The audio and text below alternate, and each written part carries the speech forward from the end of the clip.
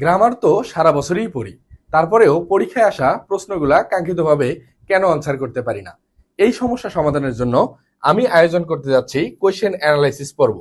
আজকে প্রথম ক্লাসে আমি খুবই গুরুত্বপূর্ণ একটা প্রশ্ন নিয়ে আলোচনা করতে যাচ্ছি, যেটা ঢাকা বিশ্ববিদ্যালয়ে এসেছিল 2005-06, 7-8-এ, বাংলাদেশ ব্যাংকে এসেছিল, রাজশাহী কৃষি অফিসার প্রশ্নেও এসেছিল।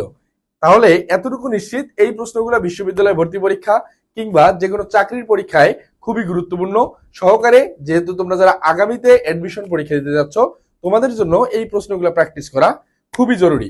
প্রথম যে প্রশ্নটা ছিল, দেখো কি অবস্থায় ছিল। It was us who had left before he arrived.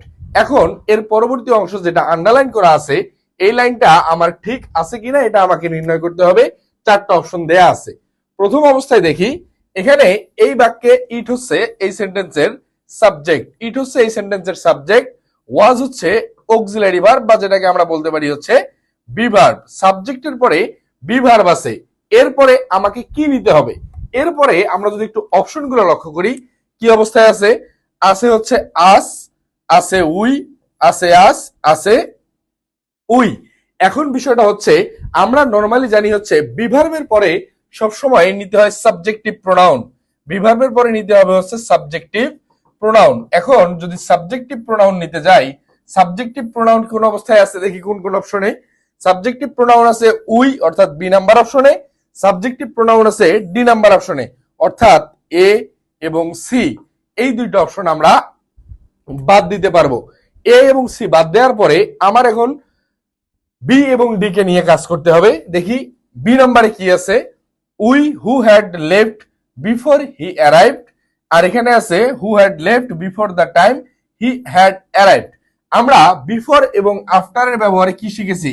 Before এবং আফটারের ক্ষেত্রে আমরা যে জিনিসটা লক্ষ্য করি, বিফোরের পূর্বে হয় হচ্ছে পাস্ট পারফেক্ট, বিফোরের পূর্বে হবে হচ্ছে পাস্ট পারফেক্ট, এবং আফটারের পরে, বিফোরের পূর্বে হবে পাস্ট পারফেক্ট, আফটারের পরে হবে পাস্ট পারফেক্ট, আর বাকি যে টেন্সটা থাকে এটা হয় হচ্ছে পাস্ট ইনডেফিনিট। এখন যেহেতু আমার বিফোরের ইউজেস আছে, বিফোরের ইউজ থাকার কারণে আমাকে কি নিতে হবে? বিফোরের পূর্বে অংশটা অবশ্যই পাস্ট পারফেক্ট। বি নাম্বার অপশনটা লক্ষ্য করি, এখানে হু হচ্ছে রিলেটিভ প্রোনাউন, হু হচ্ছে রিলেটিভ প্রোনাউন। এরপরে আছে হ্যাড, হ্যাড প্লাস ভার্বের পাস্ট পার্টিসিপল, হ্যাড প্লাস ভার্বের পাস্ট পার্টিসিপল। হ্যাঁ, আমার বি নাম্বার অপশনটা হতে পারে। পরবর্তী পার্টটুকু দেখি কি অবস্থায় আছে। পরবর্তী পার্টটুকু দেখলে আমরা আরেকটু ক্লিয়ার হইতে পারবো। পরবর্তী পার্টটুকু আছে হি হচ্ছে এখানকার সাবজেক্ট প্লাস ভার্বের, সাবজেক্ট প্লাস ভার্বের পাস্ট ফর্ম, অর্থাৎ ভি টু ফর্ম, অর্থাৎ বিফোরের পরবর্তী অংশটা হবে হচ্ছে যে পাস্ট ইনডিফিনিট। আমার এই স্ট্রাকচারও মিলে যাচ্ছে। সুতরাং আমাদের এই প্রশ্নের কাঙ্ক্ষিত অ্যান্সার হচ্ছে বি নাম্বার। আমাদের এই প্রশ্নের কাঙ্ক্ষিত অ্যান্সার বি নাম্বার। আর ডি নাম্বার অপশনে যেটা আছে হু হ্যাড লেফট, এতটুকু অংশ ঠিক ছিল, বিফোরের পূর্বে পাস্ট পারফেক্ট মেনে নিলাম, বাট পরবর্তী অংশ কি অবস্থায় আছে? আবার আছে হ্যাড প্লাস ভার্বের পাস্ট পার্টিসিপল, আবার আছে হ্যাড প্লাস ভার্বের পাস্ট পার্টিসিপল। সুতরাং পরবর্তী অংশটাও আছে পাস্ট পারফেক্টে, পরবর্তী অংশটাও আছে পাস্ট পারফেক্টে। সুতরাং পরবর্তী অংশ আমার হওয়ার কথা ছিল কি? Past indefinite. যেহেতু পাস্ট পারফেক্টে চলে গেছে, ডি নাম্বার অপশনটি হচ্ছে না। সুতরাং আমাদের এই প্রশ্নের কাঙ্ক্ষিত অ্যান্সার কি পাইলাম? B number. বিশ্ববিদ্যালয় ভর্তি পরীক্ষা সহ যে কোনো চাকরির পরীক্ষার ক্ষেত্রে এই জাতীয় প্রশ্নগুলো ঘুরাই ফিরে আসতে দেখা যায়। আমরা ধারাবাহিকভাবে এরকম প্রশ্ন নিয়ে প্রত্যেক দিনে হাজির হয়ে যাব। তার পূর্বে তোমাদের এতটুকু নিশ্চিত করতে পারি, প্রশ্নগুলো এভাবে ভেঙে ভেঙে পড়ার যদি অভ্যাস থাকে, ইনশাল্লাহ বিশ্ববিদ্যালয় ভর্তি পরীক্ষায় খুব ভালোভাবে, খুব সময় মেনটেন করেই তোমরা প্রশ্নগুলো অ্যান্সার করে আসতে পারবে। পরবর্তী স্লাইডে আমরা লক্ষ্য করি, আমার বর্তমানে second time English saviour batch ভর্তি চলমান, যে কোর্সের ক্লাস শুরু হবে খুবই দ্রুত, এবং এই কোর্সে অলরেডি অনেকেই ডিসকাউন্ট অফারে ভর্তি হয়ে গেছে। সুতরাং তোমরা যারা এখনো ভর্তি হও নাই বা এনরোল করনি, আমাদের এই সেকেন্ড টাইম ইংলিশ সেভিয়র ব্যাচে এনরোল করা যাচ্ছে অনলি 550 টাকায়। 550 টাকায় যোগাযোগের জন্য আমার এই নাম্বার 0193407965, এই নাম্বারে হোয়াটসঅ্যাপ করতে পারবে।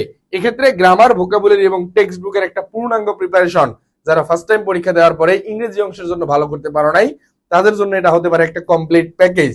এবং টার্গেট ডিইউ ইংলিশ কোর্সেও ভর্তি চলমান, যেখানে গ্রামার, ভোকাবুলারি, টেক্সট বুক এবং রিটেন সকলের আর্থিক অবস্থা বিবেচনা করে আমি কোর্সগুলোর কোর্স ফি অনেক কম রেখেছি। এই ডিউ টার্গেট ডিউ ইংলিশ কোর্সের কোর্স ফি রাখছি মাত্র 490 টাকায়। সো এনরোল করে ফেলো দ্রুত। দেখা হবে ইংরেজি জয় করতে। ইংরেজির যে ভয়, ঢাকা বিশ্ববিদ্যালয়ে চান্স পাওয়ার ক্ষেত্রে ইংরেজি যে বাধা হয়ে দাঁড়ায়, এই বাধা অতিক্রম করাই আমাদের প্রধান লক্ষ্য। দেখা হবে পরবর্তী কোনো ভিডিওতে। সে পর্যন্ত সকলে ভালো থেকো, সুস্থ থেকো এবং গরিবের পাঠশালার সাথেই থেকো। আল্লাহ হাফেজ।